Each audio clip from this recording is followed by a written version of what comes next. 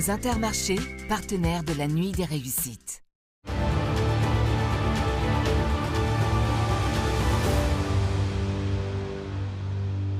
Bienvenue dans les rencontres de la Nuit des Réussites, un grand rendez-vous que vous propose Canal 32 le 30 novembre prochain. Nous allons célébrer les réussites entrepreneuriales de ce département.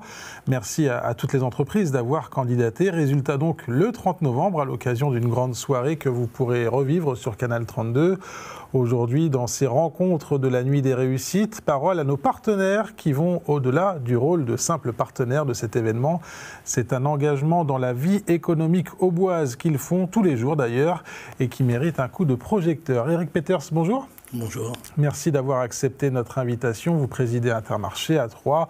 On va plonger dans cette émission dans les coulisses de votre entreprise parce que oui, Intermarché est aussi une entreprise. D'ailleurs, pratiquement chaque magasin est une entreprise indépendante, une aventure entrepreneuriale. Eric Peters, qui chez vous est une entreprise familiale, on peut le dire ? En tout cas, il s'avère que mon père était là avant moi et que mon fils a l'air de vouloir prendre la même voie. Donc ça peut correspondre à une entreprise familiale. Et c'est important pour vous ? C'est des valeurs qu'on défend ensemble, oui, ça a une importance supplémentaire par rapport à l'entreprise. Faisons une rapide fiche d'identité de votre entreprise, nombre de salariés, nombre de clients, nombre de magasins, situation géographique également ? Alors aujourd'hui, je détiens 3 Intermarchés en propre, mon fils 1. Donc les 3, il y en a un qui est à Saint-Julien-les-Villas, le plus grand, avenue Michel Barouin. Le deuxième qui est à Saint-Julien-les-Villas aussi, mais au Chartreux, donc personne n'a du mal, tout le monde a un peu du mal à intégrer le fait que c'est Saint-Julien, mais en tout cas voilà. Et le troisième qui est route d'Auxerre à Rosières. Et mon fils a celui que je lui ai recédé il y a quelques années à Mike Descharmilles à Troyes. Même si on va en parler dans un instant, votre entreprise, ce n'est pas uniquement vendre des produits, c'est aussi différents métiers liés à la logistique notamment et à l'exploitation d'autres marques du groupe comme Netto. Notre métier, nous sommes des chefs d'entreprise indépendants dans le groupe Intermarché. Donc à Troyes, il n'y a pas que moi, il y a d'autres aussi adhérents qui sont des patrons indépendants.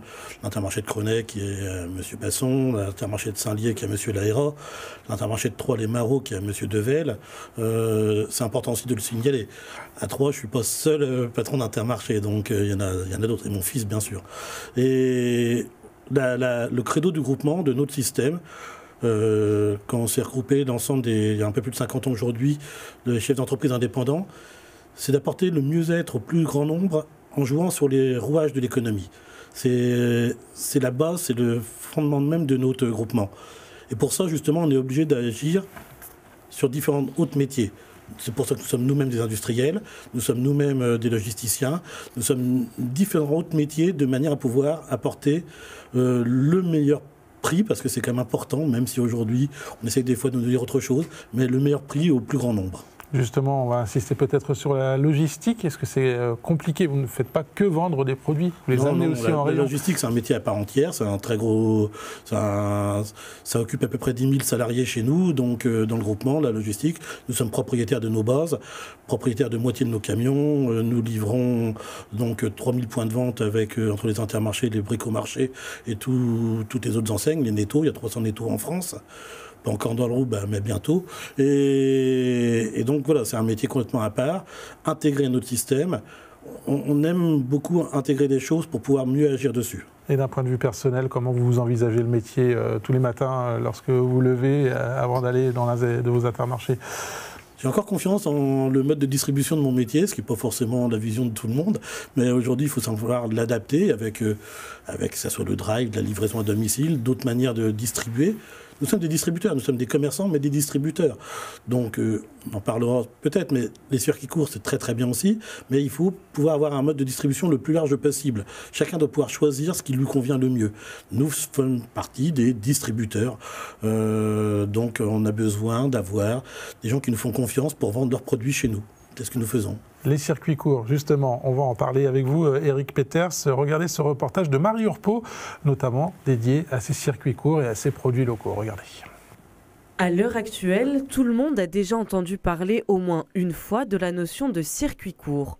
Mais qu'est-ce que c'est exactement ? Pour Eric Peters, il existe 2 visions de cette notion. Un producteur qui vend ou directement au consommateur ou en tout cas qui a au maximum un seul intermédiaire. Il y a une vision qui est un peu la mienne, qui est de circuit court, c'est des producteurs qui aussi choisissent des circuits de distribution le plus court possible, qui nous vendent directement pour que nous revendions aux consommateurs. Donc généralement, ça demande d'être un producteur local pour éviter tous les coûts inutiles de logistique. Dans cet Intermarché, les premiers produits locaux distribués en circuit court que l'on rencontre sont les fruits et les légumes. Dans les produits frais, dans un magasin comme ici, on va avoir les oignons à échalote qui viennent d'un partenaire local. Ça va être les salades, qui sont aussi de la même manière. Ça va être les choux. La vente en circuit court doit répondre à certains critères au même titre que les produits courants. Travailler directement avec le producteur permet au distributeur de prendre en considération tous les produits et d'éviter le gâchis. Nous, on appelle ça des produits moches, qui permet d'être très attractif, qui nous permet aux producteurs de ne pas jeter.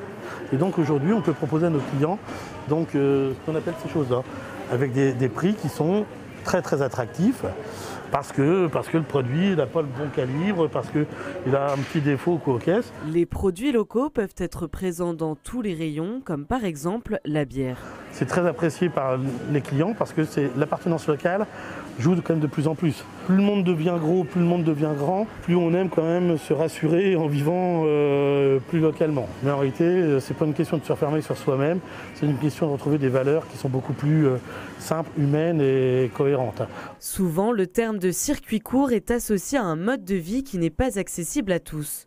Le prix est-il vraiment différent ? Pour Eric, tout dépend du marché et de la demande.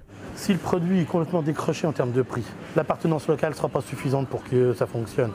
Il faut être au moins dans ce qu'on va appeler un marché. Le métier du distributeur est d'écouter ses clients et de répondre à leurs attentes. Après, c'est à nous d'être capables de faire la différence sur le service, sur l'accueil et sur la qualité des produits que nous mettent à disposition justement les producteurs qu'on peut avoir localement. Dans ce type de structure, proposer uniquement des produits locaux ne serait pas viable. En attendant, le consommateur a le choix et c'est un premier pas vers une économie plus locale. Notre invité, Eric Peters, que vous avez pu voir dans notre reportage. Je voudrais revenir sur 2 points que vous évoquez dans ce reportage. Votre définition du circuit court et la difficulté que vous rencontrez peut-être, le besoin de quantité. La production locale est-elle suffisante pour assurer ces circuits courts ? Non, pour nourrir alors j'ai pas une mission, mais pour nourrir le plus grand nombre, l'ensemble de la population, il n'y a pas forcément la production locale qui permettrait de le faire. Je ne suis pas le seul distributeur. Alors, heureusement ou malheureusement, je ne sais pas. Donc ça ne serait pas le cas.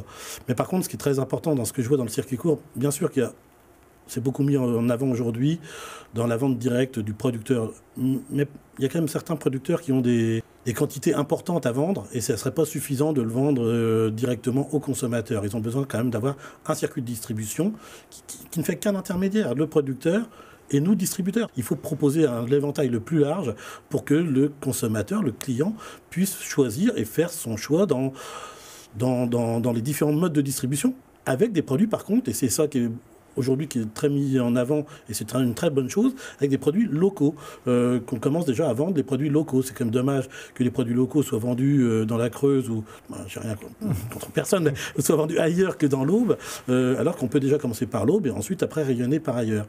Donc ça c'est quand même très très important, et c'est une prise de conscience forte aujourd'hui de la fois des producteurs, des distributeurs et des clients. Bon, une entreprise comme la vôtre, Eric Peters, doit aussi s'inscrire par ses actions dans le quotidien de la société, des habitants. Est-ce que vous avez à l'esprit quelques exemples d'initiatives qui pourraient définir aussi votre état d'esprit sur le territoire ? Moi, ce que je souhaite depuis toujours, c'est, grâce au fait que je sois chef d'entreprise, ça me donne des moyens que je n'aurais pas eu autrement.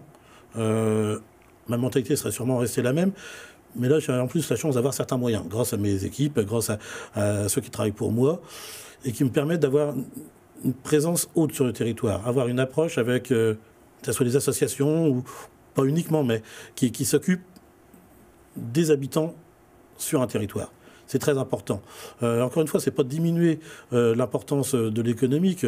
On est bien d'accord que le rayonnement mondial, tout ça, c'est très important. Mais sur un territoire, il faut s'occuper de tout et de tout le monde. Et il y a beaucoup de populations, pas forcément par rapport au niveau de richesse ou pas de richesse, mais c'est vrai sur tous les territoires, qui ont besoin de pouvoir se retrouver dans des endroits, que ce soit dans la culture, dans le sport. Et depuis toujours, je trouve ça admirable, ceux qui s'occupent des autres. Mon discours, il est clair depuis que plus de 30 ans que je fais ce métier-là.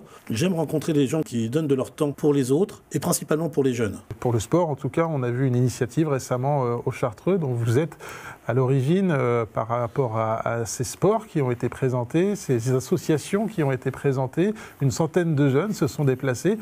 C'était quoi votre sentiment? La fierté de voir le succès de ce rendez-vous? Je suis très très content, ça fait longtemps qu'on en parlait avec la ville de Troyes, de faire quelque chose justement pour les jeunes, par le sport, dans les quartiers. J'ai eu l'opportunité, comme je viens d'acquérir un local qui n'est pas encore ouvert, mais je me suis dit c'est le moment ou jamais d'essayer de faire quelque chose, il y a de la place, on est au cœur du quartier, au cœur de la cité, et j'ai vu le plaisir réellement de ces jeunes qui sont allés dans toutes les...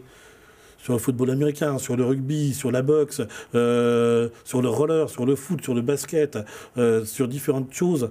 Ça suscite l'envie, ça suscite la passion, ça suscite le vivre ensemble.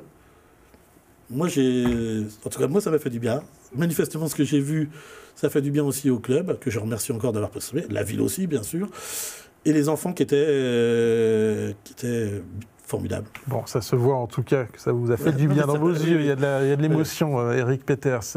On va revenir à l'entreprise. Quels sont vos projets pour l'entreprise, pour le territoire? Justement, la reprise de l'ancien Leader Price dans le quartier des Chartreux au profit de Netto. Vous en êtes où, là où a été abritée cette grande opération sportive?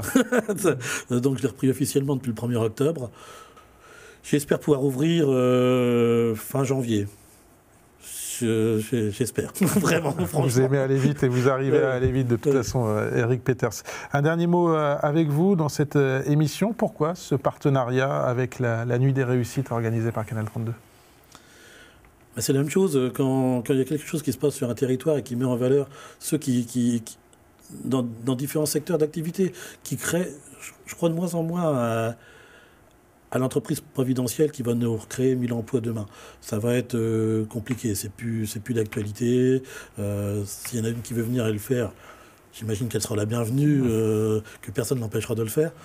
Mais je crois vraiment à toutes ces entreprises personnelles qui créent des fois un seul emploi, 2 emplois, 3 emplois, et qu'avec la Nuit des Réussites, ça soit mis en valeur pour justement aussi...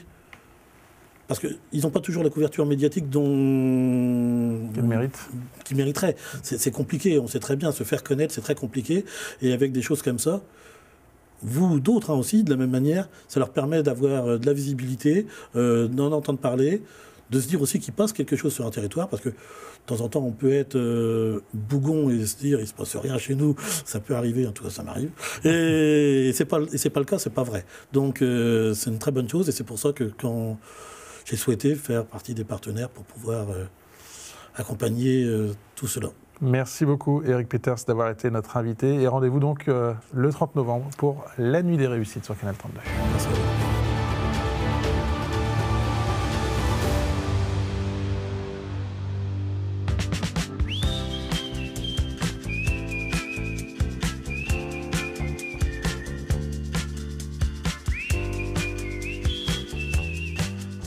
Vos Intermarchés, partenaires de la Nuit des Réussites.